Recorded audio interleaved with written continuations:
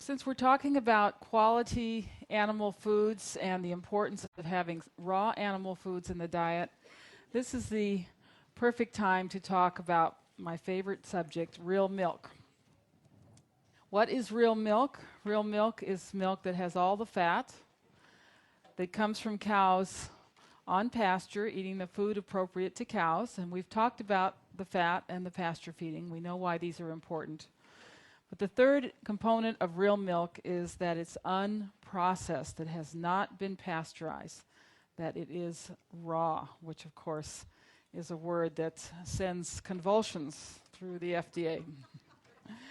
Who would have you believe that drinking raw milk is like playing Russian roulette with your health? So let's explore this premise that raw milk is inherently dangerous. That's what they say, raw milk is inherently dangerous. Actually, raw milk is uniquely safe. Let's consider the calf born in the mother, and the first thing it does is stand up and suckles on its mother's manure-covered teat. How can that calf survive? How has any mammal in the universe survived with such a filthy system that is non-FDA approved?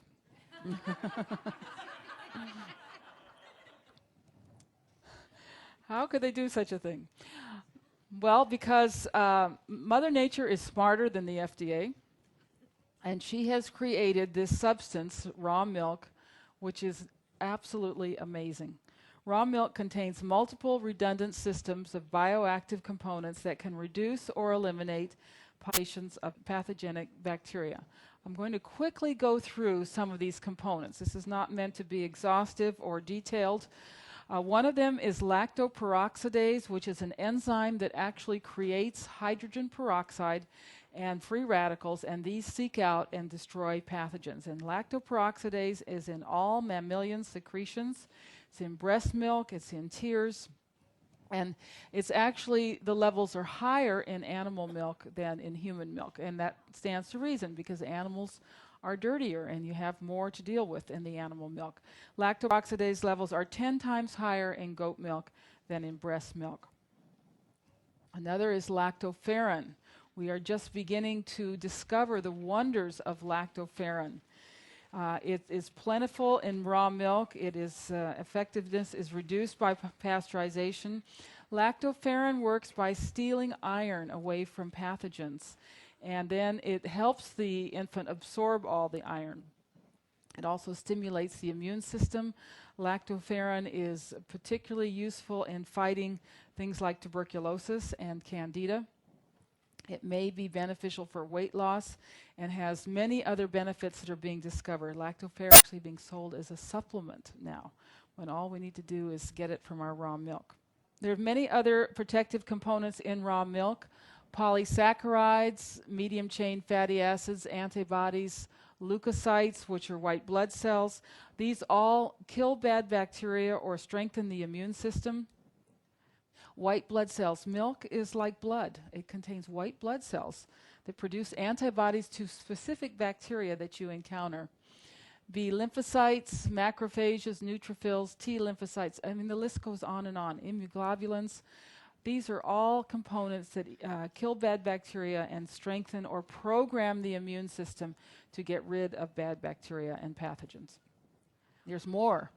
B12 binding protein. This does double D. Not only steals B12 away from pathogens, but it also helps the infant absorb all of the B12 in the milk. Bifidus factor. This is the good bacteria, the bacteria that's so important to have in the digestive tract. Fibronectin and something called glycomacropeptide. So all of these components are there active in raw milk. This is what happens when you pasteurize. Here we have breast milk, they're all active. Raw milk, they're all active. When you pasteurize, they're inactivated or reduced. Only one stays active. And then in the ultra-high temperature milk, the UHT milk, we have much more inactivation, and also in the infant formula. So when you pasteurize, you are deactivating these enzymes that have all of these important roles to play, and you actually get rid of the protection when you pasteurize. So if you get bad bacteria in the pasteurized milk, you really have a problem. Whereas if bad bacteria get in the raw milk, they're taken care of, unless the system is overwhelmed. You can get a situation where there's so many pathogens in the milk that it is overwhelmed. But under reasonable standards of cleanliness, raw milk protects itself, gets rid of pathogens. The real problems in foodborne illness are not coming from milk, whether raw or pasteurized, but from salads and fruits and vegetables, which we are, of course, encouraged to eat raw, and there's no law that these need to be pasteurized. What people don't realize is that there have been many deadly outbreaks from pasteurized milk, some of which have actually killed many people. Once again, the problem is the pasteurization, which gets rid of all the protective components. We cannot get rid of pathogens. We cannot avoid pathogens. The money that pays for our food contains pathogens. Soy products contain pathogens. In surveys with soy foods, they found salmonella and all sorts of microorganisms in not only the soy milk, but the soy powders had these microorganisms. Breast milk contained pathogens. That's a common misconception. Until recently, the medical profession claimed that breast milk was sterile.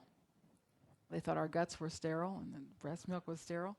We now know that breast milk contains pathogens at very high levels. And this was discovered in a study in China. They were setting up a breast milk bank. And they tested the breast milk, and they were shocked at the high levels of pathogens in the breast milk.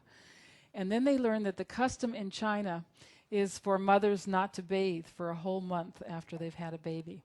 This is a very wise custom, because what it does is program that baby to be immune for life to any pathogen that it encounters that first month of life. Now, as far as I know, mothers have not yet been forced to pasteurize their breast milk before it to their babies.